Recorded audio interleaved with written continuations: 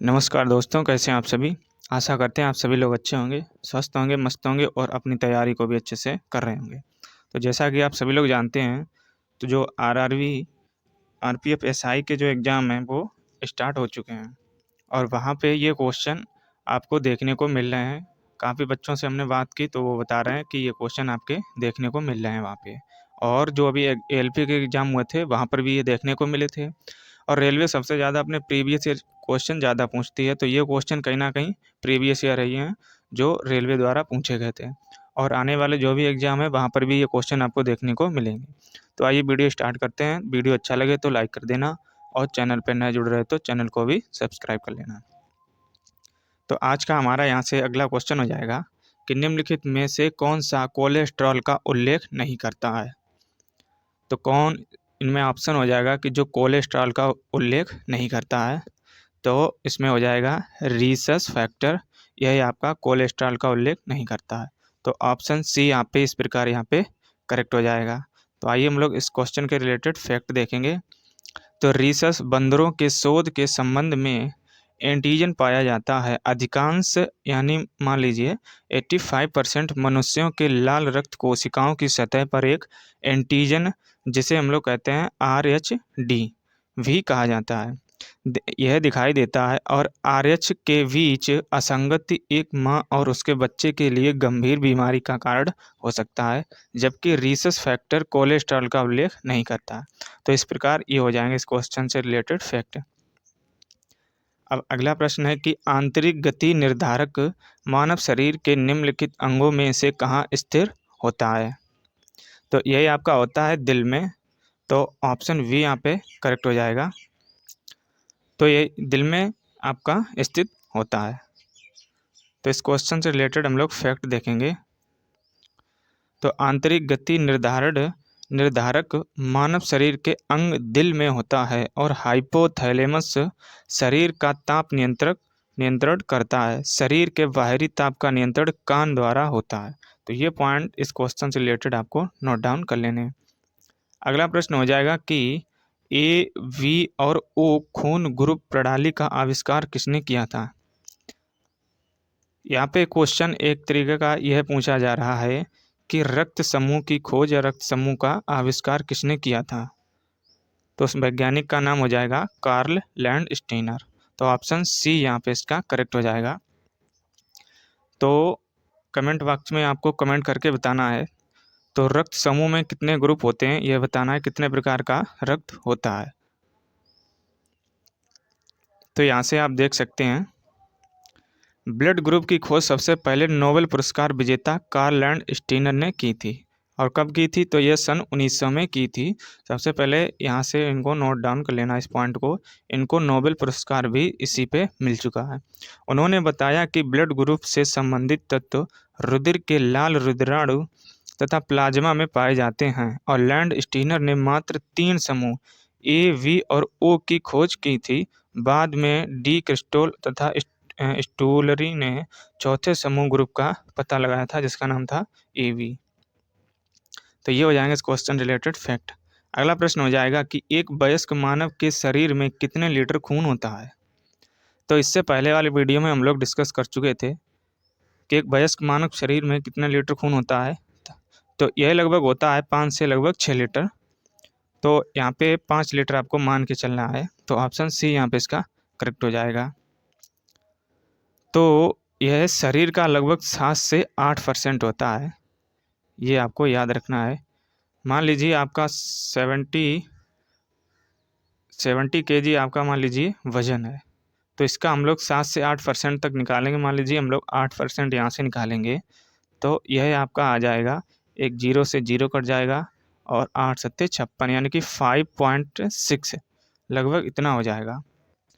तो इस प्रकार आप निकाल सकते हैं 70% से या 7 से 8% खून होता है। तो एक स्वस्थ मनुष्य के रक्त में उसकी मात्रा के भार का 1/10 अर्थात 4.5 से 5 लीटर तक होता है। रक्त लाल का रक्त लाल रंग का तरल संयोजी ऊतक से मिलकर बना होता है, जिसका 55% भाग प्लाज्मा तथा 45% भाग में रुधिर कणिकाएं जैसे आपकी हो जाएंगी आरबीसी, डब्ल्यूबीसी और प्लेटलेट्स, तो यह होती हैं। और रक्त का पीएच मान होता है 7.4।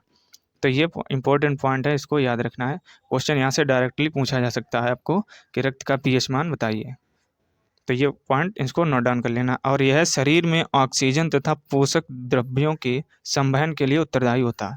तो ये क्वेश्चन हो जाएंगे इस क्वेश्चन से रिलेटेड फैक्ट। बढ़ते हैं अब हम लोग अगले प्रश्न की ओर।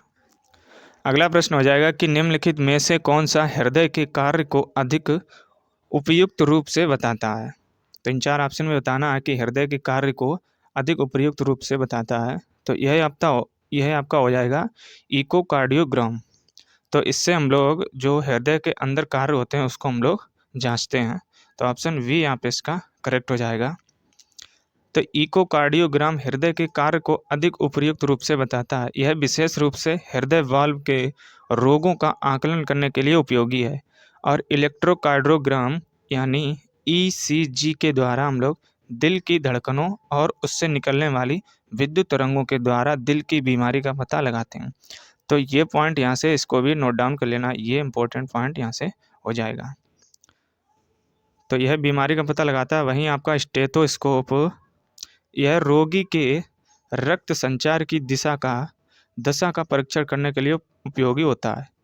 तो यह स्टेथोस्कोप का भी इसको भी नोट डाउन कर लेना है। यह आपके रोगी के रक्त संचार की दशा का परीक्षण करने का एक उपकरण होता है। अगला प्रश्न हो जाएगा कि मानव रक्त के पीएच का लगभग मान कितना होता है या क्या होता है। अभी हम लोग ऊपर पॉइंट में हमने बताया था आपको कि ये इंपॉर्टेंट पॉइंट है, इसको नोट डाउन कर लेना। सेम क्वेश्चन आप देख सकते हैं यहाँ पे उससे रिलेटेड पूछा गया है। तो ये 2017 में एनटीपीसी में पूछा जा चुका है।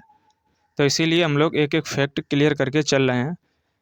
कोई पता नहीं कि एग्जामिनर इस फैक्ट से रिलेटेड ही क्वेश्चन आपको एग्जाम में बना दे। तो अभी हम लोग पढ़े थे, तो रक्त का पीएच मान होता है 7.4। तो ऑप्शन यहाँ पे ए इसका करेक्ट हो जाएगा। तो मानव रक्त का पीएच मान आपका 7.4 होता है। और पीएच इसका फुल फॉर्म भी कभी कभी एग्जामिनर पूछ लेता है। तो ये हो जाएगा पावर ऑफ हाइड्रोजन। तो शरीर में हाइड्रोजन आयन की सांद्रता को कहा जाता है। तो ये पीएच मान का फुल फॉर्म कभी कभी आपको एग्जामिनर ये सीधा पूछ लेता है। तो इसको भी नोट डाउन कर लेना। ये छोटे पॉइंट हैं लेकिन यहाँ से सीधे एग्जाम में क्वेश्चन देखने को मिलते हैं। अगला प्रश्न है कि एवी रक्त वाला एक व्यक्ति, आपको बताना है इन चार ऑप्शन में क्या सही हो जाएगा। तो आइए हम लोग एक एक ऑप्शन देखेंगे। तो ए, वी और ओ रक्त वर्ग वाले रोगों को रक्तदान कर सकता है। तो नहीं कर सकता है। ये सार्वभौमिक रक्तदाता कहा जाता है। तो ये भी नहीं होता है। किसी भी वर्ग से रक्त ले सकता है। तो ये सही हो जाएगा। अगर एवी वर्ग का कोई व्यक्ति है यानी जिसके अंदर एवी वर्ग का अगर ब्लड उसके अंदर है तो वह किसी भी वर्ग से रक्त ले सकता है। तो ऑप्शन सी इस प्रकार यहाँ पे करेक्ट हो जाएगा। तो एवी रक्त वर्ग वाला व्यक्ति किसी भी वर्ग से रक्त ले सकता है। रक्त समूह एवी को सर्वग्राही कहते हैं, सर्वग्राह्यता कहते हैं। तो यह किसी समूह से भी यह रक्त ले सकता है क्योंकि इसमें कोई एंटीबॉडी नहीं होता है। तथा रक्त समूह ओ को सर्वदाता रक्त समूह कहते हैं क्योंकि इसमें कोई एंटीजन नहीं होता है। तो ये फैक्ट हो जाएंगे इस क्वेश्चन से रिलेटेड। अगला प्रश्न है कि सामान्य स्वास्थ्य के लिए रक्त में पीएच की सीमा कितनी होनी चाहिए। तो यह आपकी होती है 7.4। तो यहाँ पे ऑप्शन देखें कौन सा मिल जाएगा। तो 7.35 से लेकर 7.45 तक। तो यही इसका करेक्ट आंसर हो जाएगा ऑप्शन सी। तो किसी विलयन में हाइड्रोजन आयनों के सांद्रण के व्युत्क्रम के लघुगणक को उस विलयन का पीएच कहते हैं। किसी विलयन का पीएच मान 7 से कम होने पर वह विलयन आपका अम्लीय होता है और पीएच मान 7 से अधिक होने पर तो वह विलयन आपका होता है क्षारीय। और यदि आपका 7 है तो वह विलयन हो जाएगा आपका उदासीन। तो ये 3 फैक्ट इस क्वेश्चन से रिलेटेड इनको याद रखने हैं। अब हम लोग देखें कुछ सामान्य पदार्थों के पीएच मान यहाँ पे दे रखे हैं। तो यहाँ से आप चाहें इनका स्क्रीनशॉट यहाँ से ले सकते हैं। तो ये क्वेश्चन आपको डायरेक्टली यहाँ से एग्जाम में देखने को मिलते हैं। तो जैसे समुद्री जल की बात करें तो इसका पीएच मान हो जाएगा 8.4। रक्त की बात करें तो ये हो जाएगा 7.3 से लेकर 7.5 तक। लार का हो जाएगा तो 6.5 से लेकर 7.5 तक। दूध का पीएच मान हो जाएगा 6.4 और मानव मूत्र का होता है 4.8 से लेकर 8.4 तक। शराब का पीएच मान होता है 2.8 से लेकर 3.8 तक। सिरका का हो जाएगा 2.4 से लेकर 3.4 तक। वहीं नींबू का हो जाएगा 2.2 से लेकर 2.4 तक। तो ये पीएच मान इंपॉर्टेंट है, ये सीधे एग्जाम में यहाँ से क्वेश्चन देखने को मिलते हैं। तो आप चाहें इनका स्क्रीनशॉट ले सकते हैं और नोट डाउन भी कर सकते हैं। चलिए बढ़ते हैं हम लोग अगले प्रश्न की ओर। अगला प्रश्न हो जाएगा कि धमनियाँ रक्त का वहन करती हैं जो कि भरी होती हैं। तो धमनियों में क्या भरा होता है यह आपको बताना है। तो इससे पहले वाले वीडियो में हम लोग धमनियों के बारे में यह डिस्कस कर चुके थे। तो उनमें आपकी ऑक्सीजन युक्त रक्त होता है। तो ऑप्शन यहाँ पे ए इसका करेक्ट हो जाएगा। तो धमनियों में आपका मैक्सिमम ऑक्सीजन युक्त रक्त प्रवाहित होता है। तो धमनियाँ शुद्ध रक्त का वहन करती हैं जो ऑक्सीजन भरी होती हैं। केवल पल्मोनरी धमनी में अशुद्ध रक्त प्रवाहित होता है। तो ये आपका यहाँ पे हो जाएगा एक अलग पॉइंट, ये फैक्ट अलग हो जाएगा। जो पल्मोनरी धमनी होती है इसमें आपका अशुद्ध रक्त प्रवाहित होता है, बाकी जितनी धमनी होती हैं उनमें शुद्ध रक्त प्रवाहित होता है। तो वह रुधिर वाहिनियाँ जो हृदय से रुधिर को शरीर के विभिन्न अंगों तक ले जाती हैं उन्हें हम लोग धमनियाँ कहते हैं। जबकि पूरे शरीर में प्रवाहित रक्त अशुद्ध रक्त होता है को एकत्रित कर पुनः हृदय में पहुंचाने का कार्य शिराएं करती हैं। तो जो अशुद्ध रक्त प्रवाहित होता है वह प्रवाहित होता है आपके शिराओं में और शुद्ध रक्त प्रवाहित होता है तो वो धमनियों में।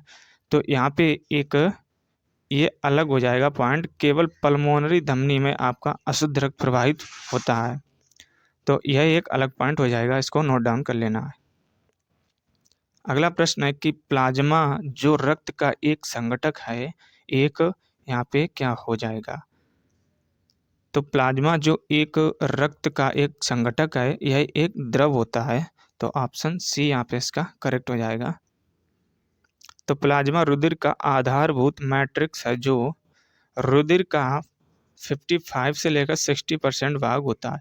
प्लाज्मा में 90 से लेकर 92% जल तथा 8 से लेकर 10% तक प्रोटीन और कार्बनिक व अकार्बनिक पदार्थ पाए जाते हैं। सामान्यतः यह एक प्रकार का द्रव होता है।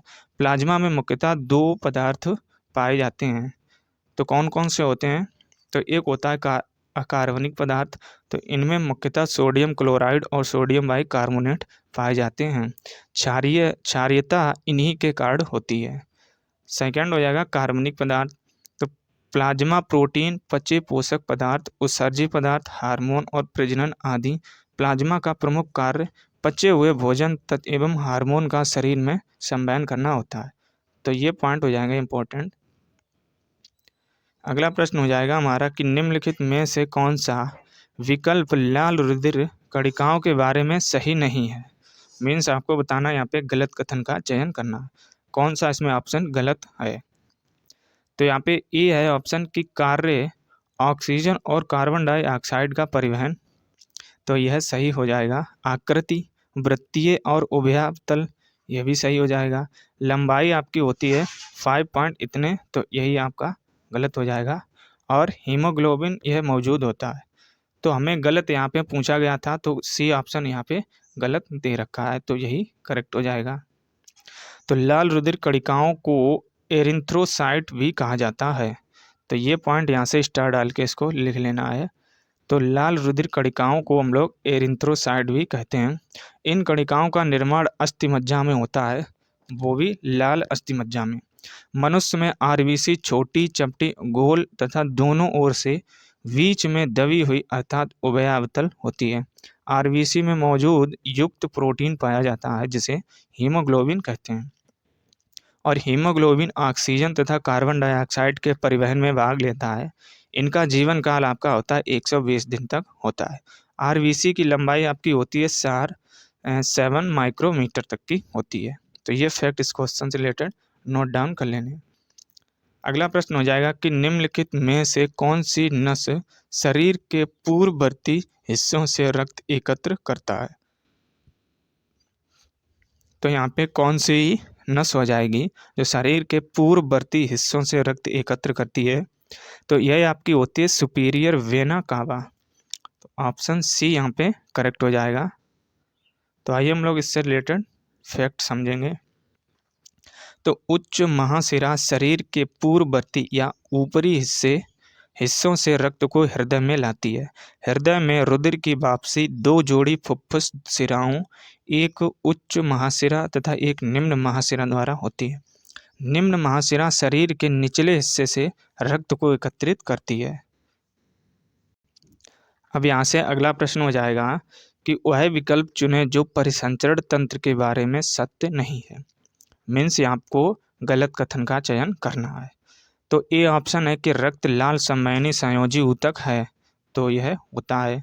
एक वयस्क व्यक्ति में लगभग 6.8 लीटर तक रक्त होता है। तो बिल्कुल होता है। मानव लाल रुधिर कणिकाओं का जीवन काल 115 से 120 दिन तक होता है। तो ये भी होता है। यह शरीर के भार का लगभग 17 से 18% होता है। तो यह एकदम गलत हो जाएगा। यह 7 से लेकर 8% तक होता है। तो अभी हम लोग इससे पहले वाले क्वेश्चनों में हम लोग डिस्कस कर चुके थे। तो जो ब्लड होता है वह है शरीर के भार का लगभग 7 से 8% होता है। तो यहाँ पे 17 से 18% तक दे रखा है। तो यही इसका गलत हो जाएगा। तो क्वेश्चन देख सकते हैं कितना इंपॉर्टेंट क्वेश्चन है, जो कि 2018 में 2 बार सेम क्वेश्चन रिपीट हुआ था। तो परिसंचरण तंत्र या वाहिका तंत्र अंगों का वह समुच्चय है जो शरीर की कोशिकाओं के बीच पोषक तत्वों का संचरण करता है। इससे रोगों से शरीर की रक्षा होती है तथा शरीर का ताप एवं पीएच स्थिर बना रहता है।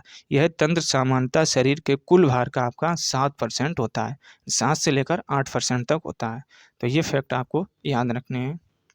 अगला प्रश्न हो जाएगा कि वह विकल्प चुने जो संवहनी तंत्र के संदर्भ में सत्य नहीं है। तो आइए हम लोग एक एक ऑप्शन देखेंगे यहाँ पे। तो यह शरीर के वजन के लगभग 7 से 8% होता है। एकदम सही हो जाएगा। रक्त उच्च दाब पर झटके से और तेजी से उनमें बहता है। तो यही गलत हो जाएगा। रक्त को सामान्यतः जीवन धारा कहा जाता है। एकदम सही हो जाएगा। मानव हृदय का आकार एक बंद मुट्ठी जितना होता है। तो ये भी सही हो जाएगा। तो हमें यहाँ पे गलत कथन का चयन करना था। तो ऑप्शन बी यहाँ पे गलत हो जाएगा। अगला प्रश्न हो जाएगा उस विकल्प को चुनें जो संवहनी तंत्र के संदर्भ में सत्य नहीं है। तो क्वेश्चन आप देख सकते हैं कितने इंपॉर्टेंट क्वेश्चन है। रेलवे यहाँ पे इस तरह के क्वेश्चन भी पूछती है। तो ए ऑप्शन है कि मानव आरबीसी का जीवन काल 115 से 120 दिन तक का होता है। तो ये सही हो जाएगा। यह शरीर के वजन के लगभग 7 से 8% होता है। ये भी सही हो जाएगा। रक्त कम दाब पर उनमें झटके से और तेजी से बहता है। तो यही गलत हो जाएगा। रक्त को सामान्यतः जीवन धारा भी कहते हैं। तो ये भी सही हो जाएगा। क्योंकि हमें यहाँ पे गलत कथन का चयन करना था। तो ऑप्शन सी यहाँ पे इसका गलत हो जाएगा। तो यही करेक्ट हो जाएगा। अगला प्रश्न हो जाएगा कि मनुष्य के शरीर में उपस्थित निम्न में से किस कोशिका में केंद्रक नहीं होता है। तो किसमें कौन सी कोशिका हो जाएगी जिसमें केंद्रक नहीं पाया जाता है। तो यह होती है आपकी एरिथ्रोसाइट्स कोशिका। तो ऑप्शन ए यहाँ पे इसका करेक्ट हो जाएगा। तो एरिथ्रोसाइट में केंद्रक नहीं होता है और आरबीसी का निर्माण आपके अस्थिमज्जा में होता है। प्रोटीन, आयरन, विटामिन B12 एवं फोलिक अम्ल आरबीसी के निर्माण में सहायक होते हैं और आरबीसी का जीवन काल होता है 100 से लेकर 120 दिन या 115 से 120 दिन मैक्सिमम तक का होता है। तो ये पॉइंट यहाँ से स्टार डाल के इसको लिख लेना है। अब बढ़ते हैं हम लोग अगले प्रश्न की ओर। अगला प्रश्न हो जाएगा कि वह विकल्प चुनें जो परिसंचरण तंत्र के संदर्भ में सत्य नहीं है। तो आइए हम लोग यहाँ पे एक एक ऑप्शन देखेंगे। तो ऑप्शन ए है कि इनमें रक्त उच्च दाब पर झटके से और तेजी से बहता है। तो यह सही हो जाएगा। यह शरीर के वजन के लगभग 7 से 8% होता है। यह भी सही हो जाएगा। और रक्त को सामान्यतः रिवर ऑफ लाइफ कहा जाता है। तो यह भी सही हो जाएगा। मानव रक्त मानव लाल रुधिर कणिकाओं का जीवन काल 15 से 20 दिन होता है, तो यह गलत हो जाएगा। 115 से लेकर 120 दिन तक का होता है, तो यहाँ पे ऑप्शन डी यहाँ पे गलत हो जाएगा, तो यही इसका करेक्ट आंसर भी हो जाएगा। तो रक्त गाढ़ा, अपारदर्शी तथा क्षारीय द्रव होता है। यह मनुष्य के शरीर में रक्त की मात्रा शरीर के भाग के लगभग 7 से 8% होता है। एक वयस्क मनुष्य में रक्त की मात्रा आपके 5 से 6 लीटर तक होती है। रक्त में स्थिर लाल रक्त कणिकाएं, जिसे हम लोग आरबीसी कहते हैं, रक्त की सबसे महत्वपूर्ण कोशिका है। आरबीसी का जीवन काल औसतन आपका 120 दिन होता है। पुरुष में इनकी मात्रा औसतन 5 मिलियन एवं महिलाओं में 4.4 मिलियन होती है। रक्त एक विशेष शारीरिक द्रव है जो शरीर की कोशिकाओं को आवश्यक पदार्थ तथा पोषक तत्व और ऑक्सीजन बाहर निकालने में सहयोग देता है, इसलिए इसे रिवर ऑफ लाइफ कहते हैं। तो ये फैक्ट आपको इस क्वेश्चन से रिलेटेड याद रखने हैं।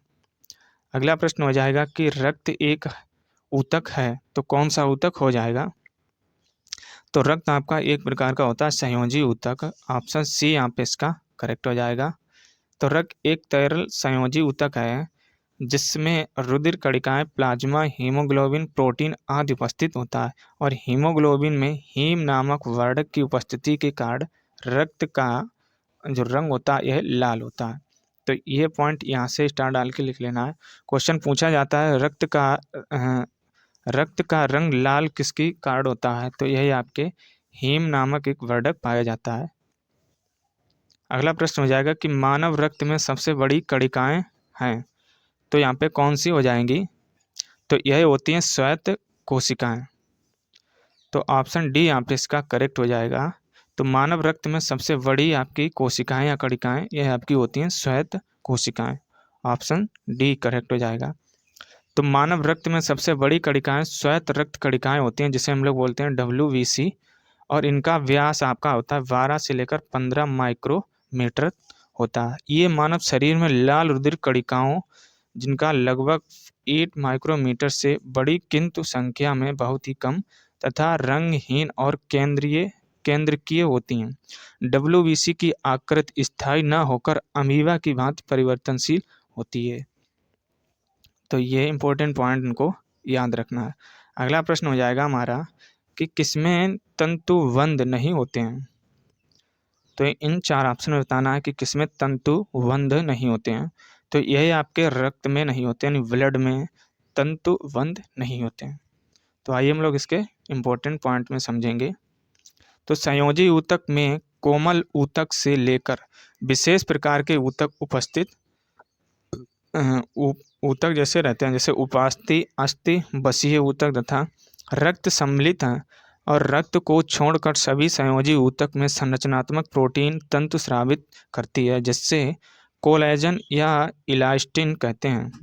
ये ऊतक को शक्ति, प्रत्यास्थता तथा लचीलापन प्रदान करते हैं। यकृत, वृक्क तथा हृदय में कोलेजन पाए जाते हैं। यह कुछ चिपचिपा रंग, लाल रंग का द्रव्य एवं एक जीवित ऊतक है। यह प्लाज्मा और रक्त कणों से मिलकर बनता है, और रक्त कण 3 प्रकार के होते हैं। तो ये कौन कौन से हो जाएंगे? पहला हो जाएगा लाल रक्त कणिका, सेकंड आपका हो जाएगा श्वेत रक्त कणिका, थर्ड आपका हो जाएगा प्लेटलेट। तो यहाँ पे लाल रक्त कणिकाओं को कहते हैं हम लोग RBC, तो ये इनको याद रखना है। और श्वेत रक्त कणिकाओं को कहते हैं हम लोग WBC, और प्लेटलेट्स ये इनको हम लोग कहते हैं बिम्बाणु। तो प्लेटलेट को हम लोग बिम्बाणु भी कहते हैं, तो ये याद रखना है। तो इस तरह आपके कंप्लीट होते हैं यहाँ से 25 क्वेश्चन आज के। तो ये क्वेश्चन कहीं ना कहीं इंपॉर्टेंट क्वेश्चन है जो रेलवे के प्रीवियस एग्जाम में पूछे हुए थे। वीडियो अच्छा लगे तो लाइक कर देना, और चैनल पे नए जुड़ रहे तो चैनल को भी सब्सक्राइब जरूर करना। चलिए फिर हम लोग मिलते हैं एक नए वीडियो में। तब तक जय हिंद।